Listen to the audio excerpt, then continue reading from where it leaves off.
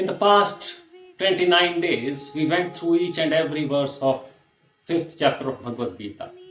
Now it's time to churn it in our mind, churn it with our soul, so as we can understand and accept the essence of that. Just listening to that is not going to serve. It is not going to help until and unless we process it internally. And today's discussion, which we are going to have, it has only one objective, that it will help you to sow the seeds of churning in your mind, so as you can churn it and draw your own conclusions. The conclusions which are according to you, which belong to you, which have the ownership of yours. Although Bhagavad Gita itself says that ownership is something sinful. But then the thought has to be created somewhere, and then we have to move ahead. If we talk about the trinity of Brahma, Vishnu and Mahesh, we see that none of them was ever born. There are no accounts of their birth, and therefore they are eternal, and there are no accounts of their deaths as well. But when Vishnu came in form of a human as Ram or Krishna, he had to leave this earth. He had to go, he had to die. And thus, that is the basis of duality. It is the birth which gives rise to duality. Brahma, Vishnu and Mahesh were never born. There was no duality. There was no death. There was no pleasure. There was no sadness. There was nothing. And that is exactly what a Suktam in Rigveda, the Nasidya Suktam, says.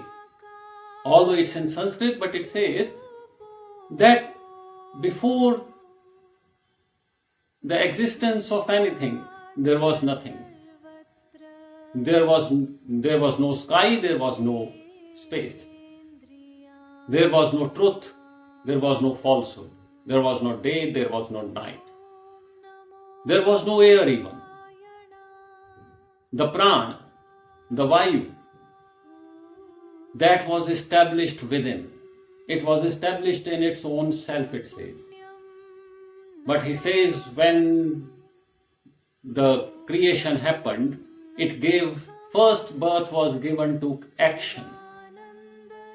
And the moment we identified with actions, we gave birth to Kam, the greed. And thus, the existence gave rise to duality. The birth gave rise to duality. And the origin of that birth's duality is our identification with actions. If we do not identify ourselves with actions, we will be free. This sukta further says that whatever existed before the existence is not even known to the gods, because the God came into existence only after the creation. Now, why did God come into existence after the creation only? He is eternal. He should have existed always. But he is not. He did not exist. Why so? Because the God is soul. It has neither beginning nor end. So something that did not begin could not have any end. The only thing that began was creation. And thus creation gave rise to God. Otherwise, creation itself is God. But the moment we identified ourselves with actions, at that particular moment we gave birth to God. Had we not identified ourselves with actions, we would have no God. We would require no God. Because we will be established in our own selves, as Nasidya Suktam says, that even the air was established within itself. So you were established within you. But the moment you were born, dualities came into action because you identified yourself with your manas, buddhi, body and senses. Now if we stop identifying with them, we become free. And the moment we do not identify with them, we do not attach ourselves to actions, outcomes of actions, the duality ends. Because the action gives rise to calm, and calm is desire. If we are not attached to actions, there are no desires. And if there are no desires, there is no duality. And if there is no duality, aham brahmosmi, that is the state when I am the God. And that is what the 5th chapter largely says. And if we move further, God said that it is doubt which is darkness. It is acceptance which is wisdom. How can doubt be opposite of wisdom? Here again there is a Puranic story. Lord Shiv was sitting with Mata Sati. And Mata Sati and they were both seeing Bhagwan Ram in exile, and he was lamenting over the kidnap of Mata Sita. He was crying like an ordinary man. And this is when Mata Sati had a doubt.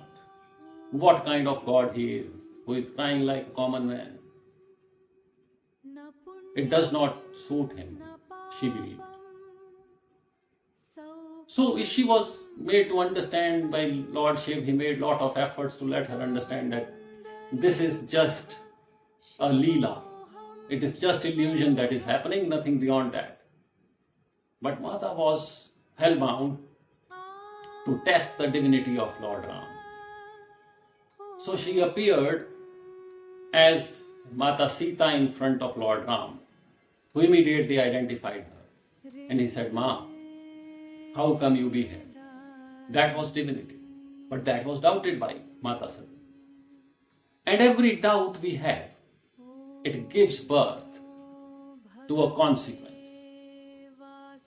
And that consequence had to be paid by Mata Sati herself. She too had to leave the body when her father arranged a yajna.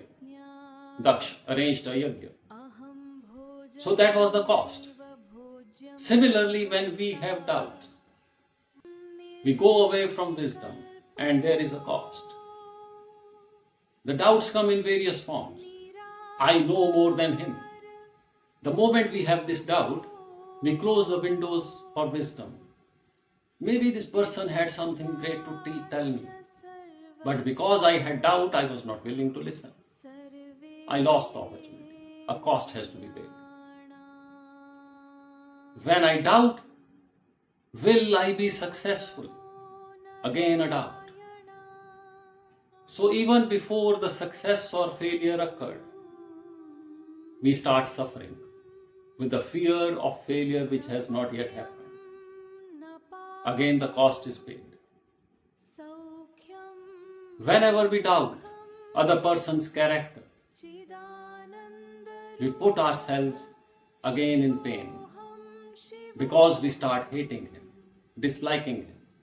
Negative energies are generated within our body. Again suffering. The cost is there, the consequence is there. So doubt in itself is darkness. Tamas is doubt. When we believe that we are the knower, I am the doer, there is nothing beyond me, मैं ही मैं हूँ. The doubt kills. It takes us into the deep recesses of darkness, and where the wisdom abandons us. And the moment wisdom abandons us, sufferings and pains take place. And once sufferings and pains take place, our life becomes hell. The basic purpose of life, which was to attain God, is left far behind. So God said, acceptance is the best thing. Accept everything as it is.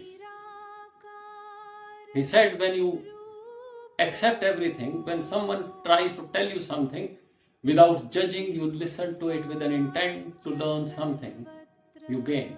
The consequence is gain. When you accept a poor person as equal to you again gain. Because you do not identify yourself with your own self.